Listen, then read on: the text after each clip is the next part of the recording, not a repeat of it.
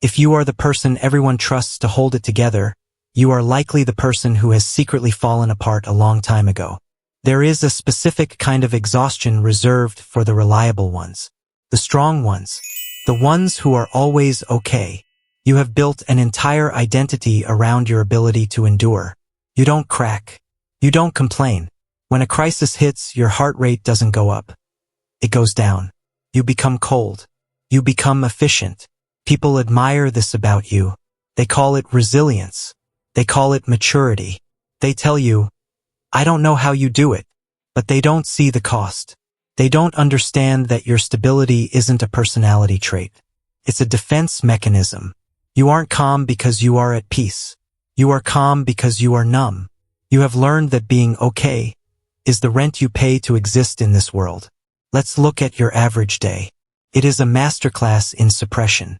You wake up, and the anxiety is already there, waiting at the foot of the bed. But you don't acknowledge it. You don't have time. You have a schedule. You have obligations. You have a reputation to maintain. You walk into your workspace, whether it's an office, a site, or a Zoom call, and you put on the armor. It's invisible, but it's heavy. You become the solver. Someone dumps their emotional chaos onto you. You listen. You validate them. You offer a logical solution. You absorb their stress so they don't have to carry it. You are the emotional designated driver for every room you enter. You never ask for the same in return. In fact, the idea of someone worrying about you makes you physically uncomfortable. Feels invasive. If someone asks, "Are you really okay?" your stomach tightens. You deflect. You say, "I'm just tired," or "I'm just busy." That is your shield. You use productivity as a way to ward off intimacy.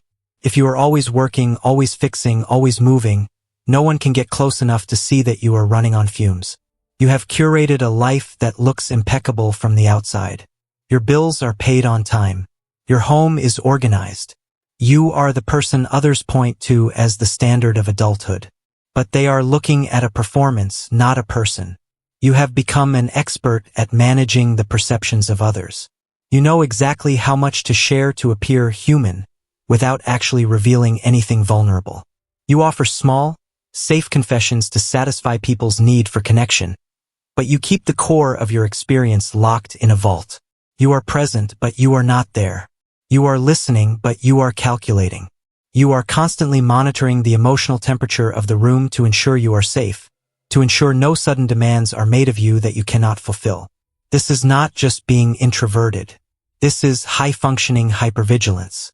You are constantly scanning for threats to your stability, threats to your schedule, threats to your carefully constructed peace.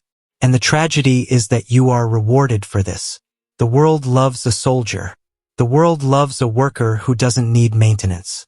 You get promoted. You get praised. You get called low maintenance. And every compliment reinforces the cage. Tells you, keep hiding. Your silence is your value. But let's reinterpret what is actually happening here. This isn't just a personality quirk. This is an adaptation. At some point in your history, likely long before you had the words to describe it, you learned a brutal lesson. Your needs were inconvenient. Perhaps you had parents who were emotionally immature, or volatile, or simply absent. Perhaps you grew up in a home where there was no room for two people to be upset at the same time, and since the adults were always upset, you had to be the calm one. You learned that to be loved, or at least to be safe, you had to be easy. You had to be self-sufficient. You learned that asking for help was a risk that never paid off. It either resulted in rejection or worse, it burdened someone you were trying to protect. So, you made a silent vow to never need anyone. You decided that you would become your own parent, your own savior, and your own safety net. You didn't grow independent. You grew isolated. There is a difference. Independence is the ability to stand alone. Isolation is the inability to stand with others. You have confused autonomy with walls. You think that needing people makes you weak, when in reality, your refusal to need anyone is a symptom of terror. You are terrified that if you hand someone a piece of your load, they will drop it, or they will use it against you, or they will look at you with that pitying look you despise more than anything. So you carry it all. And because you carry it so well, people add more weight. They think you have endless capacity because you never show the strain. They don't hear your internal monologue, which is a constant, grinding noise of analysis and criticism. They don't feel the tension in your jaw that you wake up with every morning. They don't see you sitting in your car for 20 minutes before entering your house, just staring at the dashboard, trying to muster the energy to perform normalcy for one more evening. You are functionally successful, but emotionally you are starving. You are living in a state of chronic, invisible deprivation. You give empathy to everyone, but you have an impenetrable force field against receiving it. If someone tries to comfort you, you stiffen. You make a joke. You change the subject. Why? Because kindness feels dangerous. Kindness threatens to undo you. If you let yourself feel how tired you actually are, you are afraid you might never get back up. So you stay numb. You stay moving. You stay okay. We need to give this a name so you can stop fighting a ghost. This is not just stress. This is high-functioning silent trauma. It is built on 3 pillars that you probably mistake for your personality. The first is parentification. You likely grew up too fast. You were the child who mediated arguments, the child who didn't throw tantrums because you knew your parents couldn't handle them. You learned that your role in the family ecosystem was to be the stabilizer. You are still playing that role today with your boss, your partner, and your friends. You are parenting everyone around you while neglecting the child inside you who is still waiting for someone to take charge. The second pillar is fawning. This is a trauma response where you merge with the needs of others to avoid conflict. You are not a people pleaser because you are simply nice. You are pleasing people to proactively manage the threat of their displeasure. You read micro-expressions.